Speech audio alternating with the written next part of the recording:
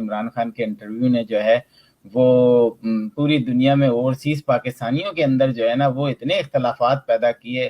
کسی نے اسلام کے جھنڈے بلند کیے تو کسی نے کہا کہ جناب پاکستان کے اندر تو اور بہت سارے حرام کام ہو رہے ہیں, یعنی سود سے ریلیٹڈ, شراب سے ریلیٹڈ, تو آخر پردے پہ اتنا زور کیوں ہے.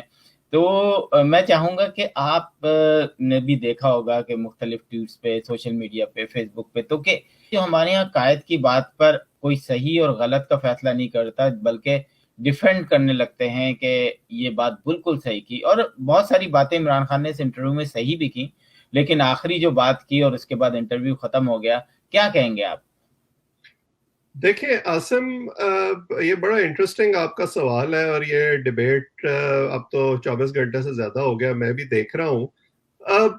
دو میرا خیال ہے اس میں بنیادی مسائل ہیں. ایک تو جو عمران خان صاحب جب بھی گفتگو کرتے ہیں, مجھے ایسا لگتا ہے کہ وہ جو ایک آرٹیکولیشن ہے نا, اگرچہ اب وہ جب انہوں نے سیاست شروع کی تھی اس زمانے سے لے کر اب تک اب وہ بہت زیادہ فلوئنٹ ہو گئے ہیں, بہت زیادہ جارحانہ گفتگو کرتے ہیں, لیکن کیا لفظ کس موقع پہ استعمال کرنا چاہیے اور اس کی انٹرپریٹیشن لوگ کیا کریں گے, میرا خیال ہے اس میں وہ اتنی احتیاط نہیں کرتے. بہت سی باتیں وہ کہہ جاتے ہیں جو شاید پولیٹیکلی کریکٹ نہیں ہوتی, بہت سی باتیں وہ ایسی کہہ جاتے ہیں, بہت سے ایسے الفاظ استعمال کر جاتے ہیں جن کا وہ مطلب نہیں ہوتا جو شاید وہ کہنا چاہتے تھے. سو اسی لیے پوری دنیا میں جب لیڈران اس قسم کی گفتگو کرتے ہیں, انٹرویوز دیتے ہیں یا تقریریں کرتے ہیں, تو ان کو پہلے سے تیاری کروائی جاتی ہے کہ کوسچنز کیا ہو سکتے ہیں اور ان کے کیا جواب آپ کو دینے چاہیے, کیا الفاظ استعمال کرنے چاہیے. ہمارے یہاں کیونکہ اس طرح کا کوئی کانسیپٹ نہیں ہے, اس لیے آپ کو پھر جو ہے اس پر ایک ڈیبیٹ ہوتی نظر آتی ہے. اچھا, ڈیبیٹ کا دوسرا مسئلہ جو ہے وہ یہ ہے کہ ہمارے یہاں ہر چیز کی ایک پولیٹیکل کانوٹیشن بن جاتی ہے. لوگوں نے ایکسٹریم پوزیشنز لے لی ہیں, وہ یہ نہیں دیکھتے کہ کیا بات ہو رہی ہے اور کیسے ہو رہی ہے, وہ یہ دیکھتے ہیں کہ یہ بات کس نے کی ہے. سو جو عمران خان صاحب کے حامی ہیں وہ کچھ بھی کہہ لیں گے تو عمران خان صاحب کے حامی اس کو سپورٹ کریں گے, اس کو جسٹیفائی کرنے کی کوشش کریں گے, اور جو ان کے مخالفین ہیں وہ ہر بات میں سے کیڑے نکالنے کی کوشش کریں گے, کیونکہ جب آپ کی ایکسٹریم پوزیشن ہوتی ہے تو آپ چیزوں کو جسٹ ایک طرح سے آبجیکٹیولی نہیں دیکھ سکتے.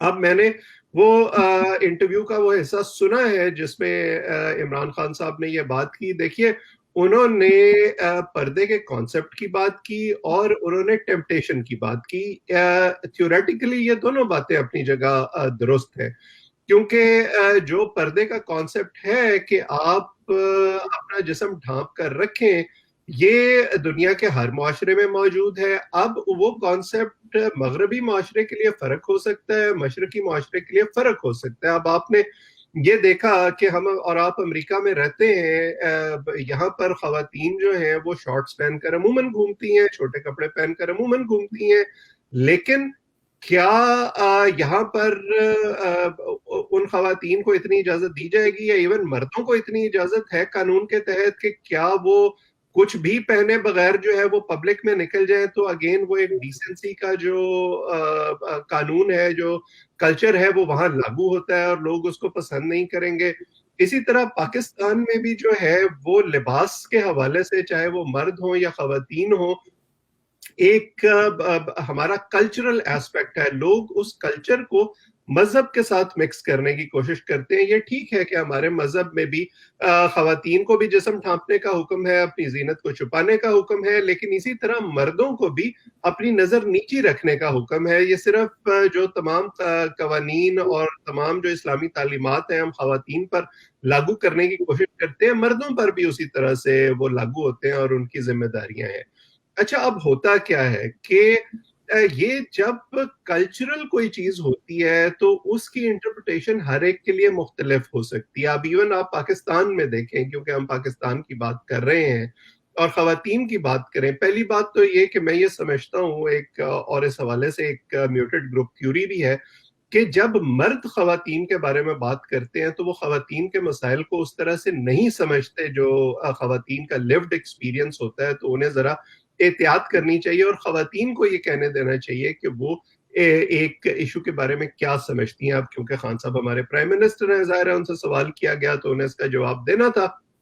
مرد کی یا حضرت انسان کی جو جبلت ہے اس میں حیوانیت ہے، اور جو اس حیوانیت کو کنٹرول آپ کتنا کر پاتے ہیں اور کتنا نہیں کر پاتے، اس کا تعلق قانون پر عمل کرنے سے یا قانون کو بریک کرنے سے ہے. اسی لیے آپ نے دیکھا کہ کچھ لوگ جو ہیں وہ ایک اچھی گاڑی کے قریب سے گزرتے ہیں تو ان کا خیال ہوتا ہے کہ یہ جو گاڑی ہے یہ میرے پاس کیوں نہیں ہے، میں اس کو چوری کیوں نہ کر لوں.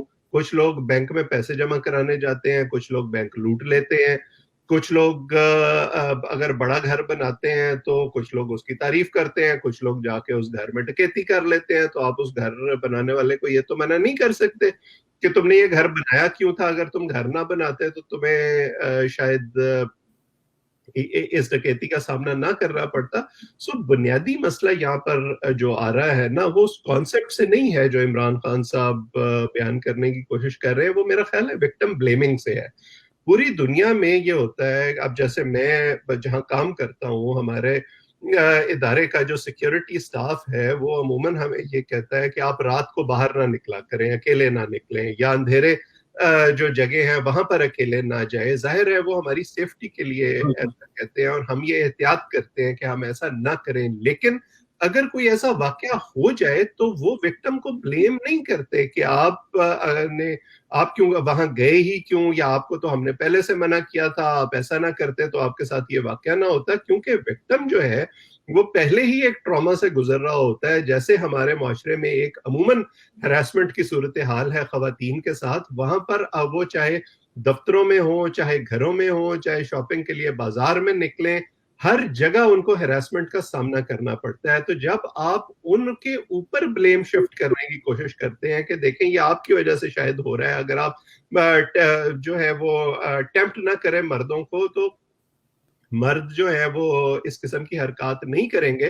تو اگر اس آرگومنٹ کو درست مان لیا جائے تو پھر یہ ہمارے یہاں مدارس میں جو واقعات ہوتے ہیں، ابھی پچھلے دنوں مفتی عزیز کا جو واقعہ ہوا تھا، اس کو آپ کس طرح سے جسٹیفائی کریں گے؟ اگرچہ عمران خان صاحب نے اپنے جو انٹرویو ہے اس میں چائلڈ سیکشول ابیوز کی بات کی، لیکن اب اس بچے نے جو مدرسے میں جا رہا تھا وہاں اس نے تو مکمل کپڑے پہنے ہوں گے، اس نے تو کوئی ریویلنگ کپڑے نہیں پہنے ہوئے تھے. یا زینب کا جو واقعہ ہوا تھا ہمارے یہاں چند برس پہلے قصور میں، اس چند سال کی بچی نے کتنے کو ریویلنگ کلوتھ پہن لیے ہوں گے جن کی وجہ سے اس کو ریپ کیا گیا. سو یہ جو ہے کہ ٹھیک ہے ٹیمپٹیشن کا ایک ایلیمنٹ ہوتا ہے، لیکن وہ پارٹ آف دا پرابلم ضرور ہو سکتا ہے. آپ اس کو پرابلم کا واحد جو ایک مسئلے کی جڑ ہے وہ نہیں کہہ سکتے. دوسرا جو مسئلہ ہے وہ یہ ہے کہ آپ کو قانون کا دائرہ سخت کرنا پڑتا ہے. امریکہ میں یا دنیا کے دوسرے ممالک میں جہاں کی مثالیں دی جاتی ہیں، یہاں پر کیوں نہیں چھوٹے کپڑے پہننے کے باوجود خواتین کے ساتھ اس طرح کے واقعات ہوتے ہیں اکا دکا. لیکن ایسا تو نہیں ہوتا کہ ہر وہ عورت جو چھوٹے کپڑے پہن کر باہر نکلی ہے وہ ہراسمنٹ کا شکار ہو رہی ہے یا اس کا ریپ کیا جا رہا ہے. اس کی وجہ یہ ہے کہ لوگوں کو یہ پتا ہوتا ہے کہ اگر ہم نے کوئی ایسی ویسی حرکت کرنے کی کوشش کی تو قانون ہم پہ امپلیمنٹ ہوگا اور وہ کسی کو نہیں چھوڑے گا. سو جب تک آپ قانون کا دائرہ وسیع نہیں کریں گے، اس کو ایک ہی طرح سے امپلیمنٹ نہیں کریں گے، جب تک لوگوں کو یہ احساس ہوگا کہ ہم یہ کر لیں تو ہمارا we can get away with it, ہمیں کوئی پکڑ نہیں سکتا. ہمارے یہاں سیکشول ابیوز کے واقعات جو ہیں ان کی کئی شکلیں ہیں. وہ فیملی کے اندر ہوتا ہے، وہ دفتروں میں ہوتا ہے، وہ تعلیمی اداروں میں ہوتا ہے. اس کا تعلق سیکشول فرسٹریشن سے بھی ہے، جس طرح وزیر اعظم صاحب نے بھی اپنے انٹرویو میں اشارہ کیا. اس کا تعلق سائیکولوجیکل مسائل سے بھی ہے، کچھ تعلق اس کا ٹیمپٹیشن سے بھی ہو سکتا ہے. سو یہ ایک بڑا مسئلہ ہے اور اس کو ہولسٹک طریقے سے دیکھنے کی ضرورت ہے. انفارچونیٹلی جب اس طرح کے کامنٹس پر ایک پولیٹیکل ڈیبیٹ چھڑ جاتی ہے اور پھر اس میں مذہب کا بھی تڑکا لگ جاتا ہے تو وہ جو آبجیکٹو ڈیبیٹ ہے وہ کہیں پیچھے رہ جاتی ہے. سو آپ کے سوال کو سم اپ کرتے ہوئے میں یہی کہہ سکتا ہوں کہ عمران خان صاحب کی کچھ باتیں اس میں ٹھیک ہیں، لیکن ان کو آبجیکٹیولی اینالائز نہیں کیا گیا. لیکن دوسرا جو ان کا الفاظ کا چناؤ تھا شاید وہ بہتر.